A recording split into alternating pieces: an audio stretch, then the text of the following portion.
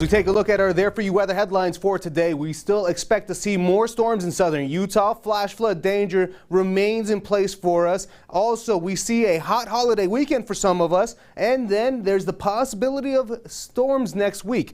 Yesterday, we saw quite a storm here in Midvale and parts of Salt Lake County. This one was sent in by Cheryl Butler. She shared this with us. Ooh, look at that. You can see that wet microburst that really dropped down all of that rain. It looks like by the I-215 and I-15 interchange, we got about an inch of rain just from those storms. And looking so far right now here in Cedar City through our Southern Utah University camera network, seeing storms already bubbling up, and that's something we continue to expect to see because we have that flash flood watch, meaning we have the ingredients to see thunderstorms once again. It just needs to all come together. It's already in effect, lasts until midnight, encompasses a lot of southern Utah and even parts of south central Utah.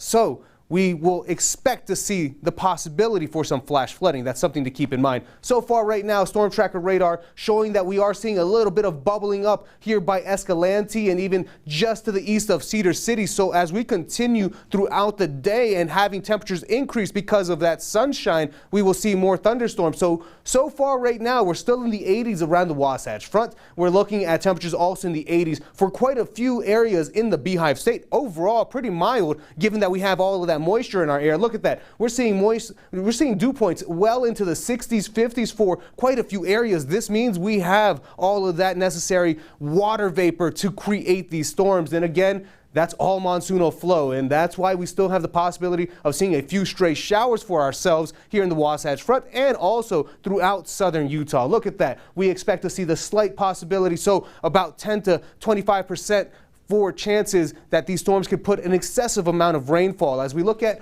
futurecast right now, we'll see that today slowly brings in more wet weather for us, and tomorrow, as that high begins to reposition itself, it also brings in the chance of some thunderstorms, and even Sunday for parts of the higher elevation. It's going to be a bit of a wet weekend for us, and that's why when we look at our flash flood potential tomorrow, we still see an increase for quite a few areas except for the San Rafael Swell and Arches National Park, where it's slightly less but still possible for us. And looking at regional forecasts, we expect to see that temperatures will remain around the 90s for us and even triple digits for a few areas such as St. George, again teetering that 100-degree mark with some scattered thunderstorms for the next few days. And then as we go into next week, slightly cooler temperatures to start it off. Wasatch Front, we're expecting to see temperatures also ranging around that triple-digit mark. The chance of thunderstorms still lingers for mostly higher elevation areas. And then even into Monday, take a look at that. We expect to see a temperature of 102, but monsoonal moisture returns, so we see the possibility of some isolated thunderstorms. Tuesday could be another day where we see some scattered thunderstorms also, and it lingers a little bit as we have all of that moisture